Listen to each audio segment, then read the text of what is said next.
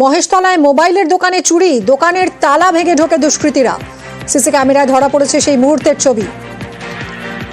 ফের চুরি শহরে, মহেশতলায় এবার মোবাইলের দোকানের তালা ভেঙে চুরি। সমীর আমাদের প্রতিনিধির সঙ্গে কথা বলবো। সমীর, কি ঘটেছে, কিভাবে হলো? দক্ষিণ চব্বিশ পরগনার মহেশতলা থানার অন্তর্গত মেমনপুর বাজারের কাছে রাত 3টে নাগাদ 3:20 নাগাদ আচমকাই মোবাইলের দোকানে কেউ বা কারা দোকানের ভেতরে ঢুকছে এটা দেখা গেছে সিসি ক্যামেরা টিভির ভেতরে। সেইটা তারপরে দেখার পরেই সেই দোকানে ভাবছে কি দোকানটা কেন খোলা।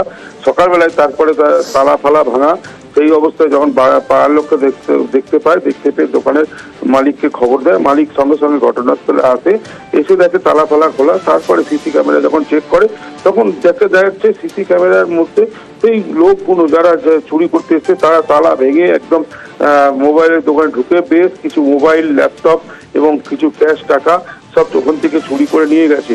এবং সেই চুরি করে নিয়ে যেতে দোকানের মালিক আশ্চর্য হয়ে গেছে, মানে কিভাবে এরকম এই মেমনপুরের জায়গায় মতন একটা এরকম চুরি হলো।